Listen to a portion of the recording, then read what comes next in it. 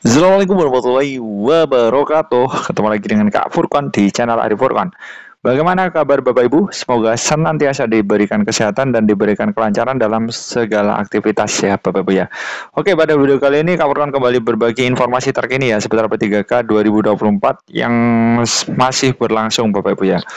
Oke, ini sudah malam banget Bapak Ibu ya, tapi tetap semangat Bapak Ibu ya. Oke, ini ada kabar terbaru dari ayobandung.com yang harus Kak Furqan sampaikan ya Bapak Ibu ya. Di sini Bapak Ibu bisa perhatikan sudah melewati proses pengisian DRH. Lakukan 6 langkah ini jika ingin mendapatkan SK dan gaji. Oke, siap Bapak Ibu ya. Jadi untuk teman-teman yang notabene ini golongan R1 ya kan atau R2 garing L maupun R3 garing L ini wajib waspada. Mengapa Kak kok waspada? Karena untuk pengisian DRH itu akan berakhir ya Bapak Ibu ya. Ini menjelang akhir, ini jangan sampai telat. Nah, kalau telat nanti tentunya akan menyebabkan pembatalan kelulusan Bapak Ibu ya. Jadi ini wajib difinalisasi sebelum 31 Januari 2025 ya Bapak Ibu ya. Jadi ini wajib difinalisasi. Kalau bisa ya dilengkapi berkasnya dari sekarang ya. Untuk DRH itu memang banyak banget. Jadi teman-teman bisa atur lah ya kan jadwalnya. Ini kalau DRH 4 sampai 5 hari kalau itu rutin dilakukan atau diisi secara rutin itu bakalan kelar Bapak Ibu ya. Jadi dicicil saja Bapak Ibu ya. Jadi jangan langsung saja. Jadi nanti kan butuh pengecekan juga Bapak Ibu ya. Jangan sampai ada yang keliru. Intinya seperti itu Bapak Ibu ya. Oke, ayobandung.com tenaga honorer yang dinyatakan lulus ya kan selanjutnya wajib melakukan pengisian DRH. Ya, jadi untuk tahap 1 Bapak Ibu ya, ini sudah ya kan terakhir 31 Desember. Lah untuk tahap 2 itu masih belum ya, tesnya aja belum Bapak Ibu ya. Tahap 2 ini masih belum mengisi DRH. Nah, untuk tahap 1 ini sudah ready lur. Ready. Tahap 1 ini sudah ready.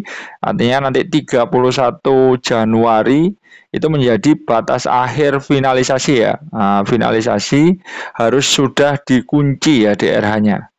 Jangan sampai lebih dari itu karena itu tidak nanti ditutup sistem Bapak Ibu tidak bisa mengedit lagi. Pengisian DRH P3K 2024 sudah bisa dilakukan mulai 1 Januari hingga 31 Januari 2025. Saat pengisian DRH, peserta harus memastikan bahwa dokumen yang diunggah sudah sesuai dengan ketentuan. Oke, ini sangat berbahaya nih kalau saja sampai keliru Bapak Ibu ya. Jadi harus dicek benar-benar ya Bapak Ibu ya. Harus dicek secara matang. Jangan sampai ada dokumen-dokumen yang keliru. Seperti itu Bapak Ibu ya. Oke, nah di sini Bapak Ibu bisa perhatikan setelah itu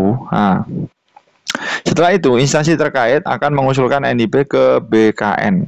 Nah, setelah itu biasanya membutuhkan waktu 25 hari nih untuk melakukan proses penerbitan NIP. Nah, tentunya hal itu tersebut akan tertuang ya dalam pasal 58 Permen RB nomor sekian tentang pengangkatan P3K. Nah, di sini Bapak Ibu bisa perhatikan bahwa ada 6 langkah yang harus dilalui peserta setelah pengisian DRH. Di antaranya yaitu yang pertama itu adalah memantau progres penetapan NIP. Kemudian yang kedua adalah tanda tangan kontrak kerja P3K dan PPK. Yang ketiga adalah menerima SK P3K. Oke. Kemudian yang keempat adalah SPMPT ya Bapak Ibu ya. Jadi pertama masuk tugas ya. Pertama menerima SPMPT. Yang kelima adalah melaksanakan tugas sebagai P3K. Yang keenam adalah pemberkasan dan gaji tunjangan P3K. Nah, tentunya teman-teman setelah mengisi DRH nanti logikanya akan mendapatkan ini ya SPMPT, kemudian melaksanakan tugas dan menerima pemberkasan yaitu gaji ya kan. Gaji pertama nanti dibayarkan pada waktu teman-teman sudah mendapatkan SPMPT seperti itu. Nah, di sini sangat penting Bapak Ibu ya. Jadi ini harus dilakukan tahap-tahapnya sehingga teman-teman nanti lulus ya kan, maksudnya menerima gaji pertama harus melalui tahap-tahap ini dan jangan sampai melebihi 31 Januari 2025. Nah, untuk teman-teman R2 dan R3 yang notabene belum beruntung, itu tenang saja Bapak Ibu ya, karena ada P3K paruh waktu.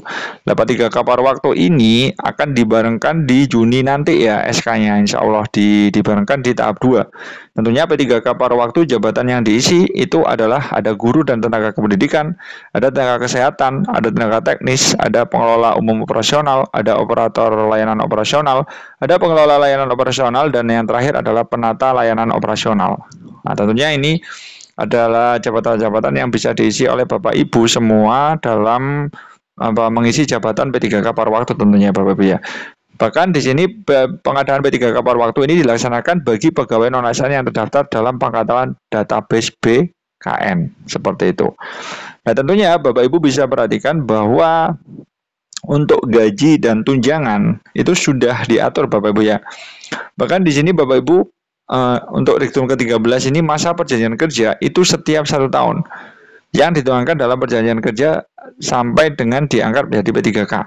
Nah, jadi ini adalah masa transisi saja Bapak Ibu ya. Pada waktu itu nanti kalau Bapak Ibu itu sudah ada formasi, itu akan dihubungi oleh PPK, Pejabat Pembina Kepegawaian, dan langsung diarahkan ke P3K yang full time. Seperti itu Bapak Ibu ya.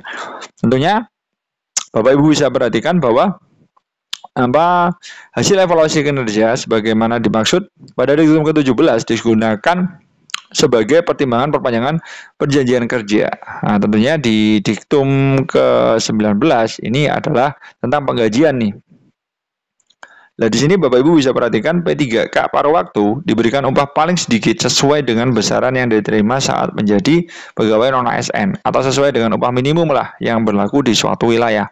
Bahkan sumber pendanaan itu boleh Bapak Ibu ya keluar dari anggaran belanja pegawai ya kan. Sumber pendanaan untuk upah sebagaimana dimaksud pada Diktum ke-19 dapat berasal selain dari belanja pegawai sesuai dengan ketentuan peraturan perundangan. Nah, untuk hak dan kewajibannya itu sama Bapak Ibu ya dengan ASN lainnya, baik PNS maupun P3K penuh waktu. Yang pertama setia dan taat dan lain sebagainya ini Bapak Ibu ya. Kemudian Diktum ke-23, disiplin paruh waktu sesuai dengan ketentuan disiplin yang berlaku pada ASN. Kemudian Bapak Ibu bisa perhatikan.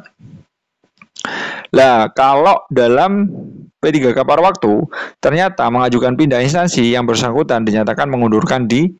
Jadi tidak boleh pindah instansinya Bapak Ibu ya, di situ paruh waktu. Dalam ini hal terjadi perubahan organisasi pemerintah, P3K paruh waktu yang kompetensinya masih dibutuhkan, nah nanti belum berakhir maka akan dipindahkan di unit yang membutuhkan sesuai dengan kompetensinya. Jadi tetap meskipun honorer dihapus, teman-teman ini akan dialihkan ke P3K paruh waktu. Nah, nanti sambil menunggu formasi, ketika formasi itu sudah ada, tentunya Bapak Ibu nanti akan ditetapkan langsung menjadi P3K yang penuh waktu. Jadi ini hanya masa transisi saja Bapak Ibu ya. Jadi dijalani saja sesuai dengan arahan dari pemerintah. Dan untuk teman-teman yang lulus, ya kan, teman-teman jangan sampai lupa untuk finalisasi ya pengisian DRH, karena itu adalah menentukan nasibnya teman-teman. Jangan sampai telat seperti itu. Seperti itu dulu informasi dari Kak Furqan, mudah-mudahan bermanfaat. Wassalamualaikum warahmatullahi wabarakatuh.